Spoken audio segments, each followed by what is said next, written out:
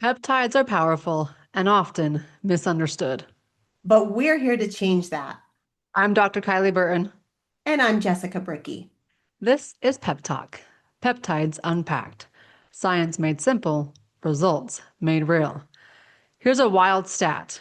More than 6 million Americans are using GLP-1 medications like semaglutide or tirzepatide, but most people still don't understand what GLP-1 or GIP actually are. And here's the important part. GLP-1s and GIPs and many of the other peptides that we talk about are made in a lab, but they're bioidentical. And that means molecule for molecule, identical to the peptide that your body already makes. So you're not adding something foreign, you're restoring your signaling that your body's already using to send it. It's just enhancing that. Today, we're explaining what GLP-1 and GIP actually do, why they matter, how they affect metabolism and cravings, and why they work better together.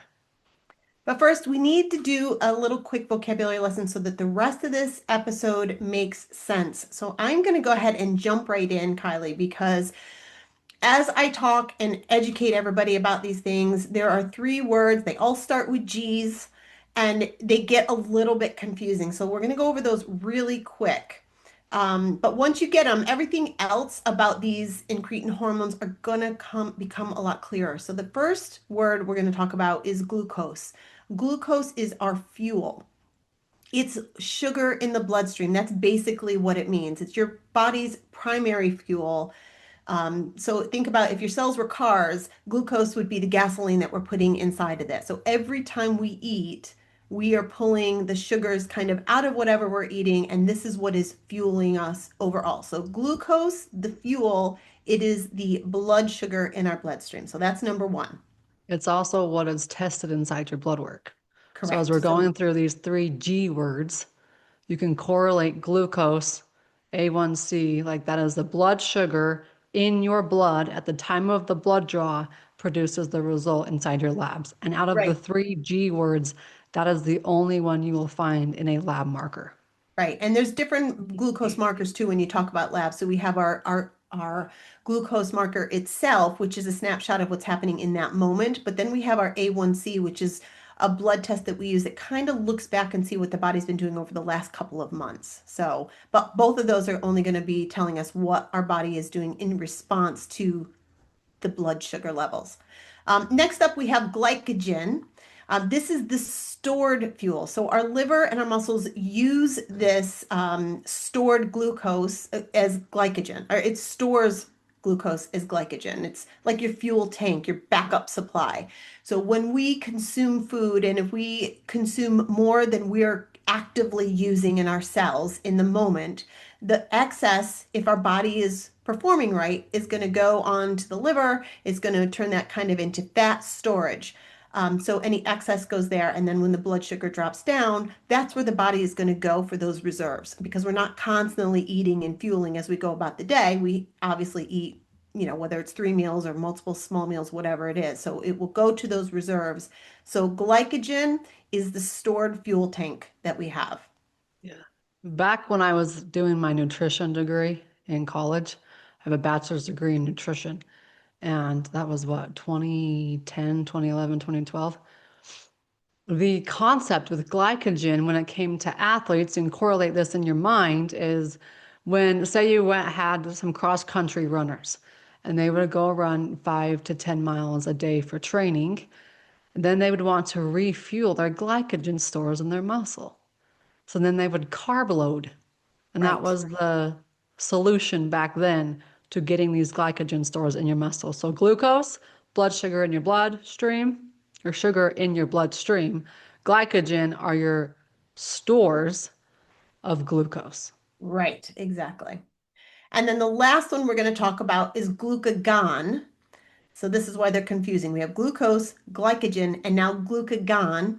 And glucagon is like it's like the switch. Think of it as like the light switch.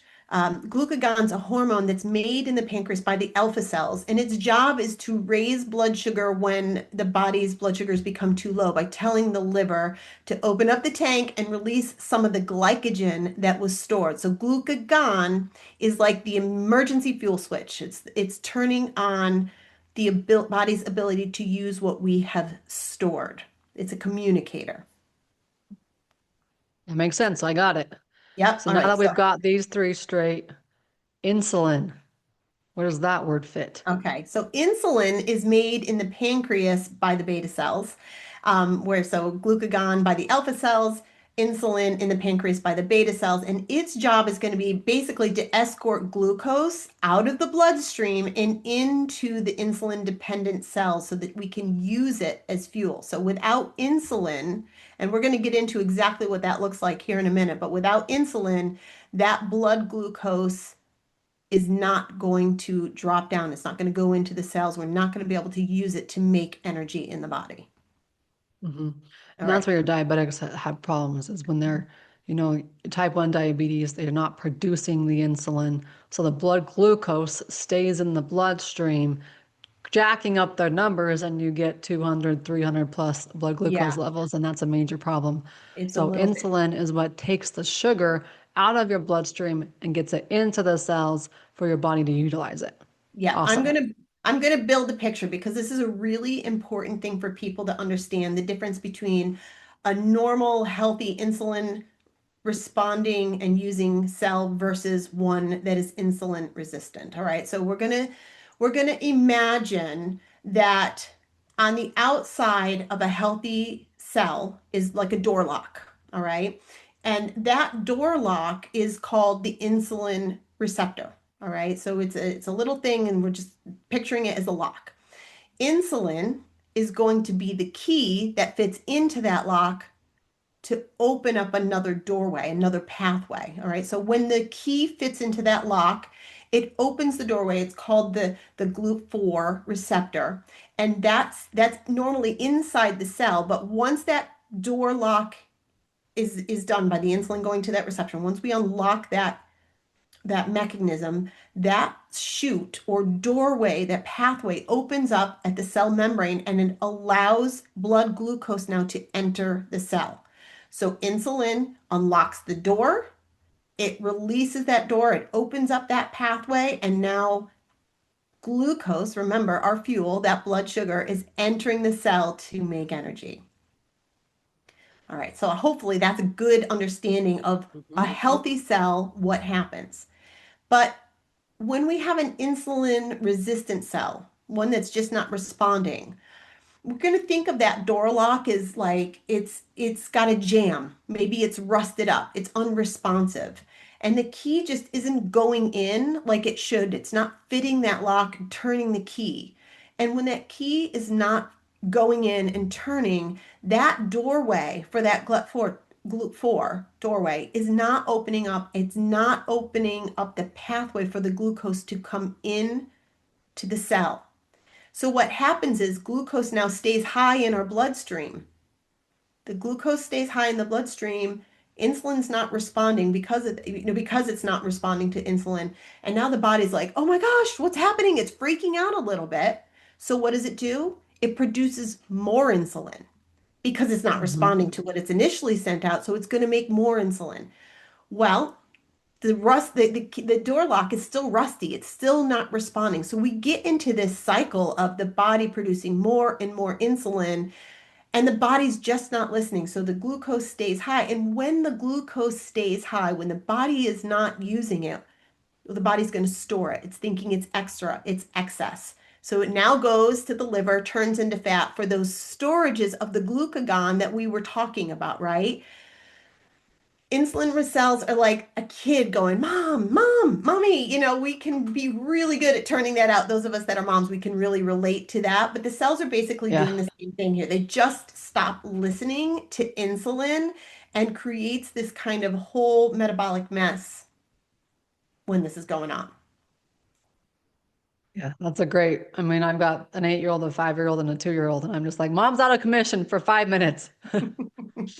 So your cells are out of commission. They're just not recognizing, they're not listening. They're the mom that they keep getting yelled at, and they're just not ready to pay attention.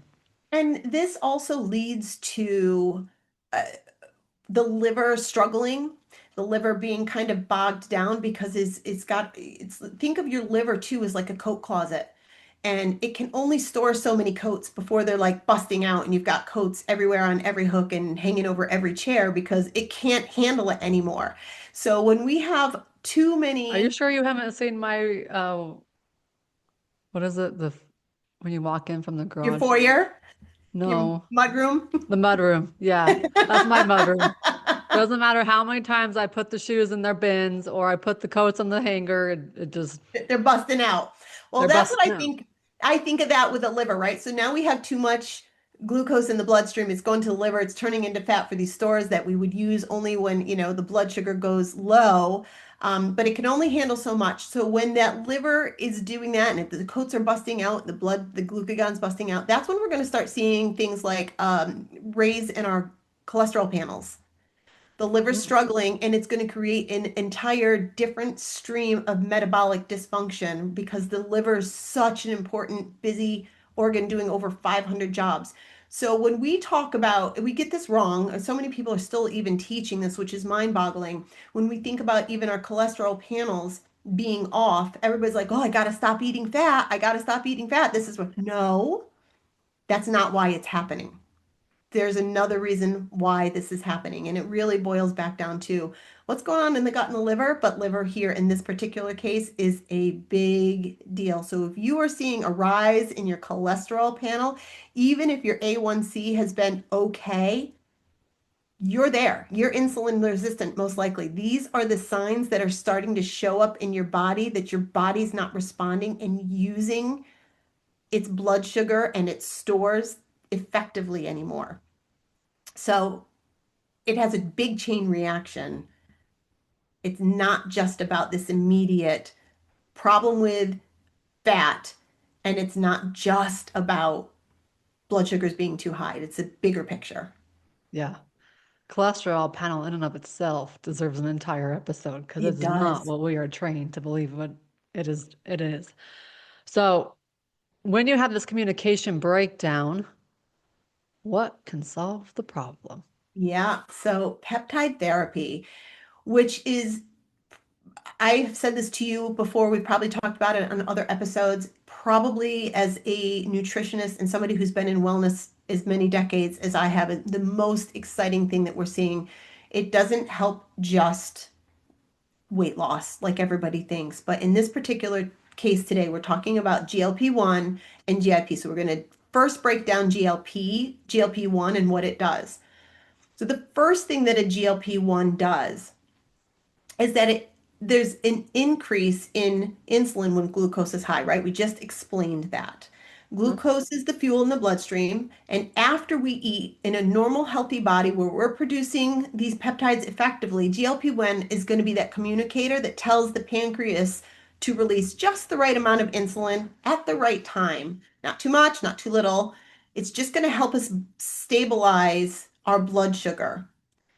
Um, so when we put this GLP-1 in that we've become deficient for whatever reason, stress, poor diet, aging, hormone changes, there's multiple reasons, and a lot of us are suffering from a lot of those things, right? We could be at a certain age where we're under a ton of stress, whether it's running after toddlers, which is hard and exhausting, or Not sleeping business. because of your toddler. Hmm. Right. Like, oh, in lack of sleep, lack of minerals, lack of nutrition, all these things will cause us to not produce this peptide in our intestines. So poor gut health, but what is precipitating that? So there's all these reasons. So GLP-1 is going to come in and help us. We're going to add it because it wasn't there to communicate very well. It wasn't allowing the body to listen to insulin anymore, use insulin effectively. So GLP-1, when we're giving our body, again, remember we said in the beginning, it's bioidentical to what our body already makes, and it's going to help the body listen to insulin again. It's going to make that key fit in the insulin door lock once again. That's number one. We got that, right? Yes. The The next thing, Reminding yeah, the listener, like this is something your body already does. It just normally, not might not be very effective at it, or you might be deficient in this communicator. And the communicator we know of is GLP-1. correct. GLP-1 is the communicator that chats between insulin and glucagon, correct? Actually, no, glucose, and this one is glucose. Glucose, Yep, insulin and right, insulin and because glucose. GLP-1 is taking the helping It's your body communicate the effective and be more effective with taking insulin and getting it into the cell for usage. which we normally have an Glucose, and dang it. right. See, Yes. these two words are So so tricky. yeah. So Glucose we into the cell. yes. So we release this GLP-1 naturally if we're making it efficiently when we eat. Just like when we eat, our blood sugar is rising when we eat. So they would both be needing to work at the same time. But for all of those reasons, we kind of stop making that communicator naturally. So we're helping the body communicate with this and respond to that blood sugar, the glucose. The Okay. next thing that it does, though, is decreases it helps us with the glucagon when it shouldn't be high. So glucagon again is that fuel tank. It's that switch that turns that we want only when our blood sugar is low. So it's a switch that's activated when the blood sugar is low. GLP-1 is going to help that glucagon stay quiet after meals so that your liver's not dumping unnecessary sugar into your bloodstream. So when we are not, again, producing this communicator very well, that liver is going to kind of, again, think of that coat closet. We've got stuff busting out all over the place. It can't stay in the liver for stores for later. So it's coming out into our stream. So not only is our body not using glucose when we eat, we have the liver dumping the stuff from the meal earlier, the day earlier, or whatever. There's just too much in the body. So that is helping our glucagon, the stored blood sugar, respond again. Yeah, I have a funny story that will Go help ahead. people remember this. I was probably 24, 23, 22, somewhere in there. And a family member, I have three younger brothers, and they all ran track. I played volleyball. One of them insisted on, he wasn't in high school anymore, but he insisted on going and participating in the 400 meter, which was his race in high school, after he had come back from, I think he'd come back from his mission. So he wasn't like in tip-top shape. And he was like, I'm gonna go run this race anyways because the brother's in it. So I gotta beat the brother, right? Brother's in high school. So earlier that day, he had taken a glucose test for hypoglycemia. He gets out, runs the 400-meter race. Of course, he can't lose. He hardly ever lost anyways to begin with. So he definitely can't lose with family in the race. He gets to the finish line and he has such low blood sugar that his brain is non-functioning. His girlfriend, now wife, was working, but her mom was there. And I remember she called the now wife and was like, are you sure about this? Because he's down on the ground being like impulsive, not allowing anybody to help him. So finally, the way they got him kicked out of this low blood sugar moment, I remember I was there. He had such low blood sugar. One of the ladies in the stands was married to a paramedic who had a kit in the truck with glucose tabs. So she goes out and gets it and starts shoving it in his mouth and was like, "You can't tell me no because I'm not your mom." And that's how he kicked out of it. So my thought was, okay, well, correlating this to the science behind what was happening in this moment in time, we still make fun of him for it. But the glucagon is not being released. That would bump up his blood sugar Yeah. and And keep his depending brain on what was coherent. going on, he might not have had enough reserves, depending on what was going on with him. Right. But But yeah, in the I science mean, effect of things, that's what should have happened. Now we just know he was hypoglycemic, probably still is. So even in my mind, I'm like, yeah, this would help GLP-1 helps balance. insulin resistance. Could this also help Yeah, hypoglycemia? yeah, yeah. So we talk mostly about, because that is the majority of people, we talk about it from a perspective of people that are on the high end.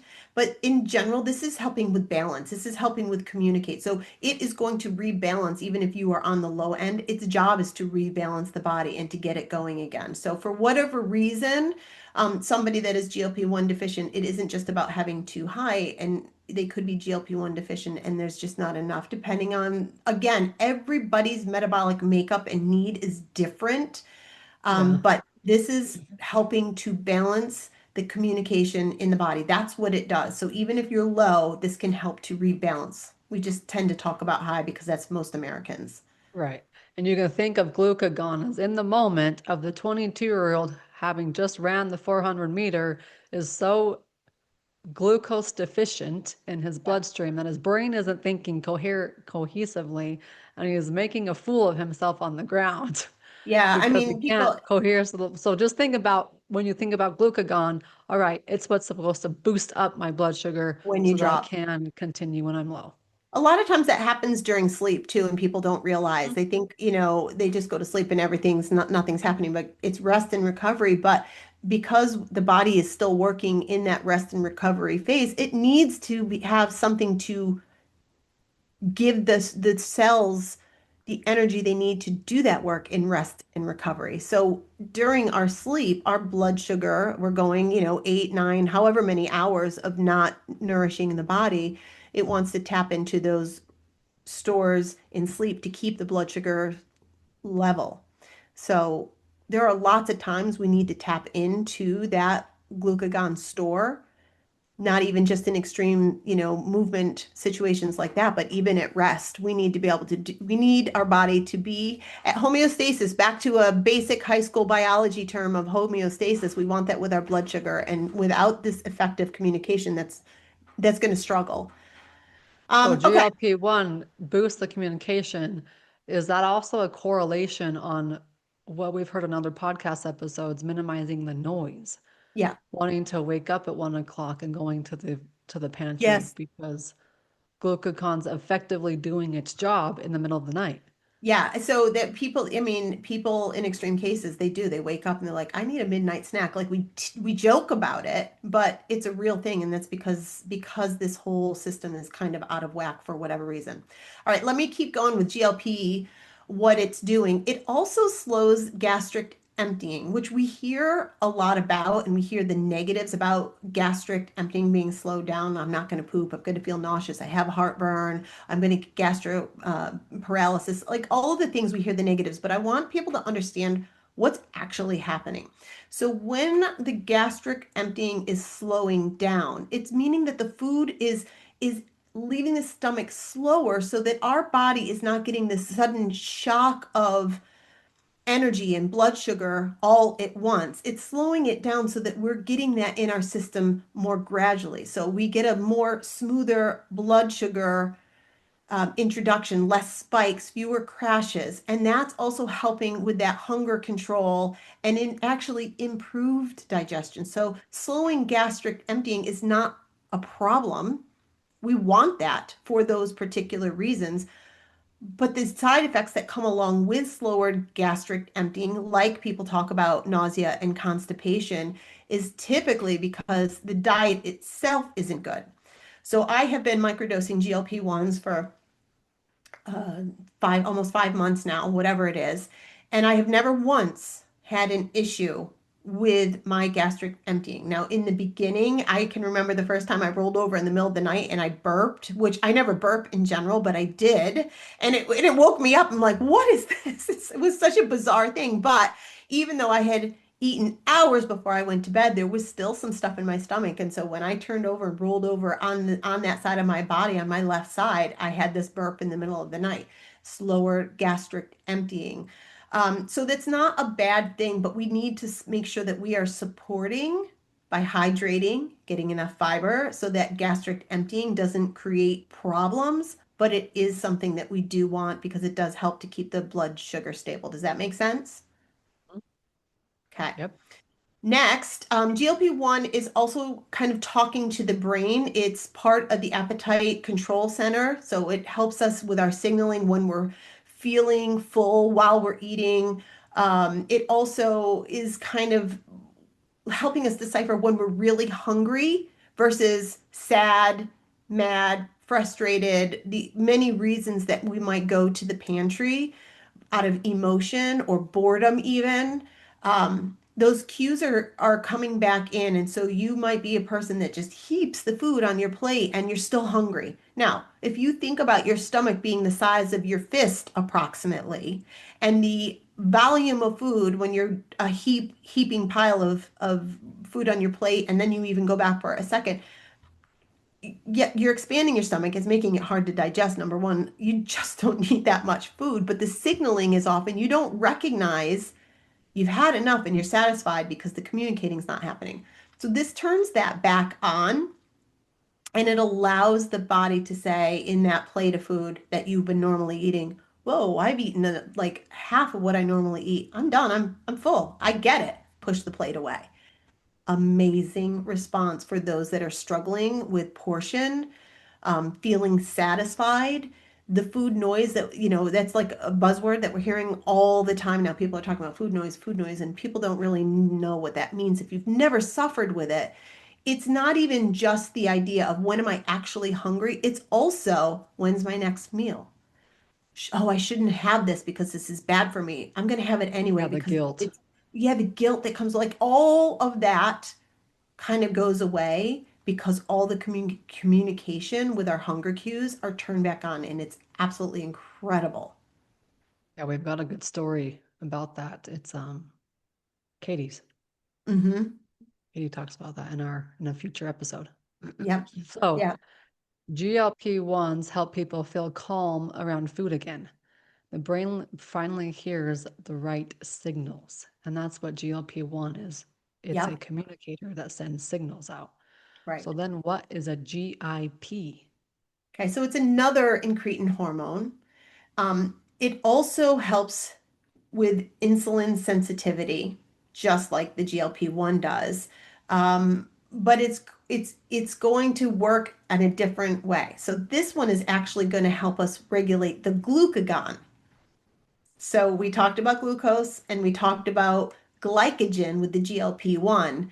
So this is a dual agonist. When we're talking about some of them that have the combination of GLP-1 and a GIP, there's a dual agonist. This is the other action that it's working on. This GIP is the second agonist here, and it is working on how our pancreas is creating and listening to or using glucagon out of the it's a I'm sorry, it's a second receptor communicator that helps us use the stores, use insulin in a different way. So it's really more, instead of a peptide that's telling us to use insulin, this is more of a second communicator that helps support how we are sensitive to insulin in and of itself specifically. And it also helps to control how the fat stores releases energy. So it's like, think of it as like adjusting the thermostat instead of just blasting the heat on and off. It's going to help us communicate a little bit better to gently turn that on and off. So it works in conjunction with GLP-1, but this is a communicator itself versus the peptide communicator helping us with those other two, glucagon and glucose. This is impacting glucagon. Did I say that Mhm. right? Yep. So when you combine GLP-1 and GIP, what's the powerful effect? It's the dual agonist, like I mentioned, in tirzepatide, which is my favorite. Now, there is a third one that we will talk about when that becomes a little bit more ready available. That's a triple agonist. But right now, we are doing really major things with the dual agonist. It's going to rein in that glucagon. It's going to teach glucagon how to act, how to behave in the body, and then together with the GIP does that, and the GIP is going to rein that glucagon in. So together they stabilize blood sugar, reduce the cravings, regulate appetite. They improve the fat burning. Again, remember that fat storage in the body, visceral fat. That's really what it's going to kind of target. The dangerous fat that we get, belly fat around our organs that increases our cardiovascular risk. This is going to help to target this stored fat.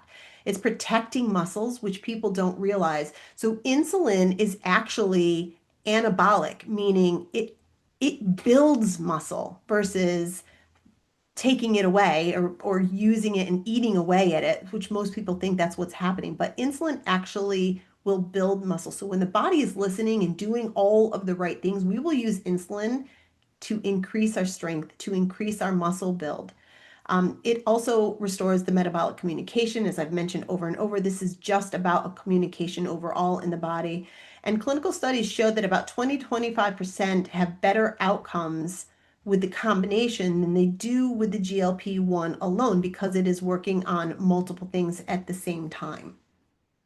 So So, semaglutide is GLP-1. mhm, Tirzepatide is GLP-1 plus GIP. right. And we'll throw out a little asterisk that says there's a third one coming down the pipeline, and we'll share that when we're ready. When we have that one ready to roll.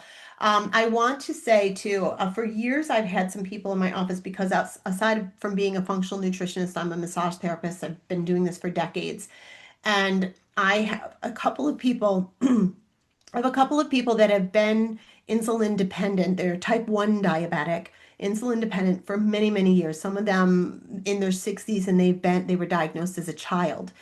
And their muscle tone in their body is probably one of the most incredible things that I have ever seen. They are so toned.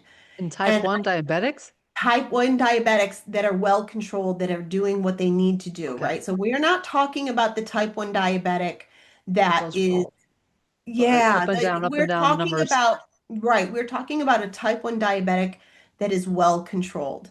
And their muscle tone is absolutely stunning. And I never understood it. I didn't understand why they would come in with such a different composition in their body. I knew it had something to do with the fact that it had something to do with their insulin response, but I didn't understand the mechanism until I dove deeper into peptides and understood that insulin in itself will build muscle. So a type 1 diabetic that is really controlled, meaning, yes, they're doing good things with their life. Yes, they have um, given themselves the insulin as needed. They've listened to their doctor's advice. Maybe they even now have a pump, whatever it is. Their muscles are using that insulin as they should for fuel to build muscle because it is anabolic. So it is wild now that I understand that. So the fear that people have that these medications are going to reduce muscle mass is just simply not true. If we are controlling our insulin levels properly, if we are using insulin as we should, and all these other things that we talked about start happening,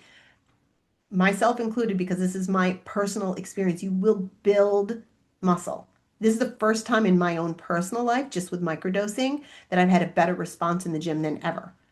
Definition, tone, strength, I just feel better in general. So I just want to put that myth to bed right here and now that insulin's anabolic, it will help you build. Mhm. Um, but getting on to what we are kind of talking about to just keep things a little bit clear and compliant when we're talking about these medications, they're officially approved for a few things. So GLP-1 medications like semaglutide, they are going to be the names that most people know as Wegovy. They are going to be Ozempic, liraglutide. Those are the GLP-1 only single agonist, and they are approved for chronic weight management and type 2 diabetes.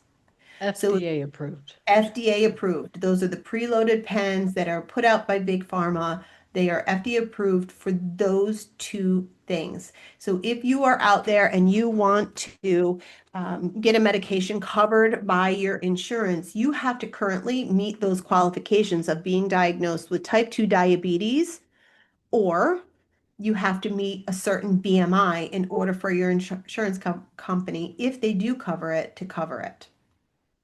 Okay. Then you Mhm. have the other side, the other medicine, the dual agonist that we were talking about, tirzepatide, and that currently is FDA approved for type 2 diabetes and obesity specifics of chronic weight management as well. So again, you have to be in certain categories for these medicines to be covered by insurance to do standard dosing with the preloaded pens through your insurance company and with your primary care physician. It's no different than any other medication, really. Yeah, If it you think really about this isn't. as But a medication, it's like you have to qualify for the medication. Here are the right. qualifications. So we know, and they're being studied for so many other problems. And again, we'll go back to Jimmy's story. So if you haven't listened to it, go back to Jim's story. I think it's episode number 3 or 4. Go back and listen to his story and all the many things that his peptides helped him with, which included cardiovascular risk, um, and a pretty serious, Liver I and think, kidney like failure. liver and kidney failure. I think he was like stage 3 or stage 4 kidney. I think he was stage 3 or stage 4 kidney Yeah. failure. So go back and listen to it. Those are not FDA approved uses right now, but we know, and they are being studied far beyond weight loss and blood sugar management. I also want to talk about something else that's happening out there in the industry. There's a lot of supplement companies that are calling their supplements peptides.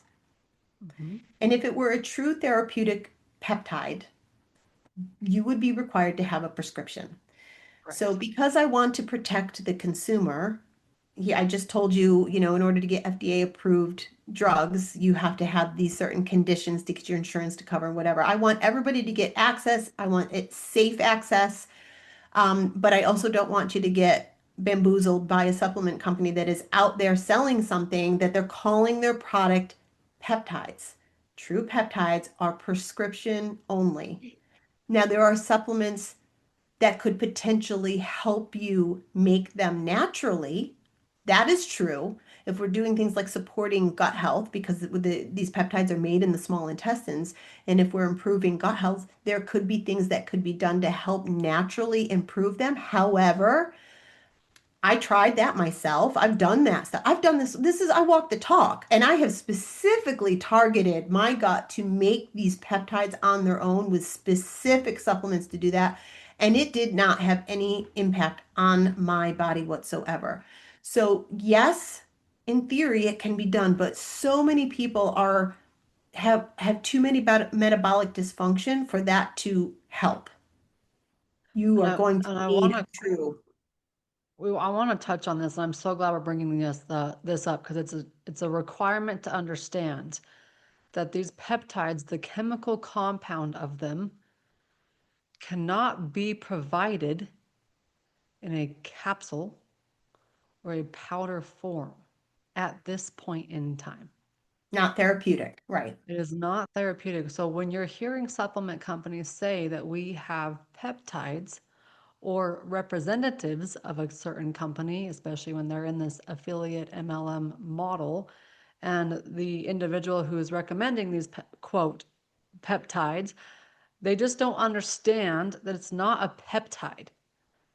It might be and it probably is a precursor to a peptide.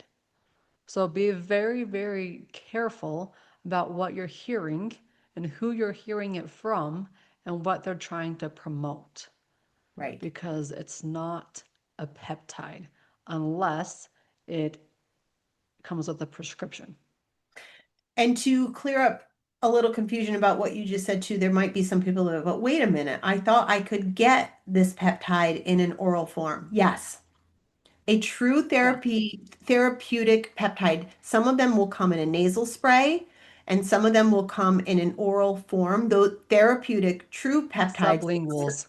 so that does happen.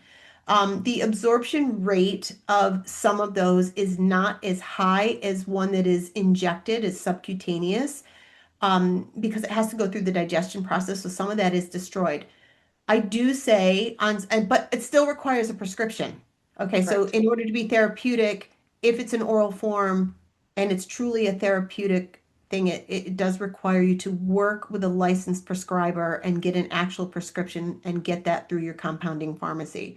But the absorption rate is less. But I say this, there are a lot of people that might be listening that are needle phobic. They're like, nope, no way, no how, not doing a needle, not going to happen. And Me. yep. And I even this morning I saw somebody put out there, and it was fear mongering, which also pisses me off. Don't waste your money on an oral.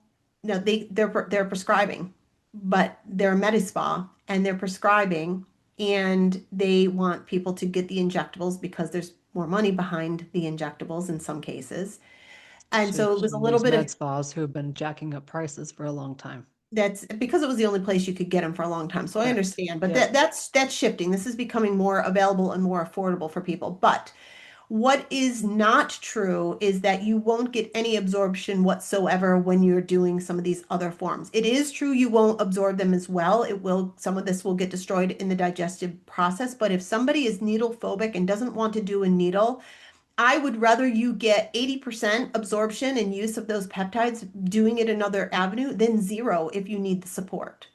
So while sub-Q is 100% the most effective way to utilize these peptides, I will take an 80% absorption from an oral or nasal spray over not doing it at all because you're afraid of the needles. That said, we're still talking about prescription peptide therapy, not a supplement from a supplement company. There is a difference. That makes sense, right? Yes. Yeah. But just going back to that needle, like you said that yours sat in your fridge for like 2 weeks before you dare I was actually use it. afraid. Yeah. I So, was so afraid of it. I was so afraid of it. right. It was nothing. After I did it, I was like, oh my gosh, I just let this stuff sit there for 2 weeks. It was 2 weeks. I could have already been on my journey. What a fool I was. So for me, I am microdosing tirzepatide for those that are listening. I also have BPC 157 in my rotation, and next is going to be glutathione, which I cannot wait, and I can't wait to talk about glutathione because that's so exciting to me.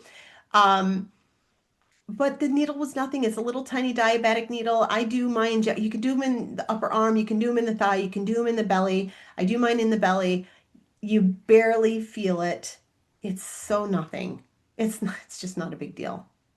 Yeah. It's scary to think about, but then when you do it, you're like, oh, big deal. It was And the easy peasy. benefits that we've heard, not just from you, but from every story we've had on this podcast, and the more stories we start to accumulate, it's so worth it. So when Oh, Jess says sub Q, that's subcutaneous, meaning an injection underneath the top layer of the skin. yeah. And it's not like you're giving yourself an epidural. It's a little tiny, tiny little needle thing, which probably I would even be able to suck it up and do it. And it's funny that you bring up BPC 157, which is another peptide that is very helpful in injuries. But I won't dive into it very much. But I've had this nagging knee injury, and I thought about it the other day, and I was like, oh my gosh, ever since I ran Ragnar over 12 years ago, my knee has never been the same. I'm fine doing everything except for running. When I get about 20 minutes into the run, it locks up. And I'm pretty sure if I were to quote diagnose it, it would be the word just escaped me, the middle The meniscus. discus. There we go. I Yep. knew it was an M. Um, but there's not, like, for me, it's not worth going down the rabbit hole of the MRI and then possibly surgery. Like, but I could use BPC 157, give it a See, shot. yeah, see if it helps No you. pun intended. Be because even if it doesn't, listen, we've heard miracle stories about what this does for people with chronic and acute injury, both. But Yes. in addition to that, that BPC 157 is helping with the gut lining. It's like this miracle zip up that leaky gut that we've been talking about. It's so good for our small intestine and leaky gut. So it isn't even just about inflammation. It isn't just about injury. It is doing something that's like this invisible thing that we don't see happening. Like we know we could potentially have leaky gut, but BPC 157 is helping tremendously in that area. So even if it wasn't with the knee, it's also going to help you with the gut. Well, I know, I think we talk about it somewhere else along the way, We but talk about this in this episode, but just, her, Jess and I could go on and on. This is probably our final recording in this limited series. And we've heard so much. So just dive in, binge listen to this, and then click the link at drkylieburton.com/peptides to get started. If you are looking at incorporating this into your clinic or heck, starting a business with this avenue as your option, welcome aboard because this is just beginning this peptide therapy journey and you're crazy to not get started now. before we So, wrap up, I want to talk about something else really quick. So we talk again, I mentioned this a little bit already, but we talk about GLP-1 and GIP that's just for mostly blood sugar management and weight loss. And that's what we've been using it, by the way, for a couple of decades. So this is long studied. But right now, researchers are studying GLP-1 and GIP for so much more than those things. Neuroprotection and brain health, which is what made me start using it. And I will tell you, because my brain is now in using insulin and I don't have this excess blood sugar in the brain, the communication is better. I stopped walking into rooms wondering what did I come in here for, getting lost in a sentence as I'm speaking. Everything is just sharper and functioning. That brain fog has lifted, but it's like somebody gifted my brain back. So they are studying it for neuroprotection and brain health. It's being studied for cardiovascular support and kidney support, which again, go back and listen to Jim's story, systemic inflammation, muscle preservation and our mitochondrial health, bone metabolism, hormone and metabolic flexibility, longevity pathways. There's so many things that we are studying here. We're just scratching the surface. These pathways affect so many systems in the body. Yeah. And then compound peptides are not FDA approved products. So I want to be clear that the things that we are talking about, again, as we mentioned it earlier, these compounded peptides are not FDA approved, but they're made in licensed, regulated 503 compounding pharmacies for personalized use when an FDA approved option isn't appropriate. And they should only come from a legitimate telemedicine provider, licensed prescribers, and a pharmacy that is only going to use FDA approved ingredients in their compounding. And that's why safe sourcing matters, because online versions are probably not the same thing. Right? So everything that Kylie and I use, what we recommend to our clients and patients, they come through licensed providers, legitimate 503A pharmacies. There's no shortcuts and there's no mysterious sourcing. They're not shortcuts, actually, though. I want to make that clear. These are communication tools that help the body listen again. I think a good word for it is that helps, it re-educates the body. Yeah, I like that. That's all Yeah, you're doing. yep. When you pair them with protein, minerals, sleep, movement, and digestion, they work even better. They sure do. So if this episode helped you simplify the science, please share this with somebody that's overwhelmed by all the noise and all the information that is out there because it is confusing and annoying. So share this episode. Share the crap out of this podcast. Let's blow it up so we can decipher the myths and the truths about peptides and get people utilizing them the correct way. That said, it's Pep Talk, Peptides Unpacked. Join us wherever you listen. Join us next time for the most common peptide mistakes we make and how to avoid them, and all the incredible stories we have on here. Jess, where can they find you? I'm on Instagram. My Instagram is Jess B as in boy, Jess B underscore LMT underscore NC. You can also find me on my website, B2B with Jess. In there, you're going to be able to get on my calendar where you can come and do a live class and learn all the things about peptides. If you're ready to get started, go to drkylieburton.com/peptides. You can find me on my other podcast at Unshakable Brain. And in closing, your body isn't broken. It just needs the right message. This is Pep Talk, Peptides Unpacked. See you next time. See ya.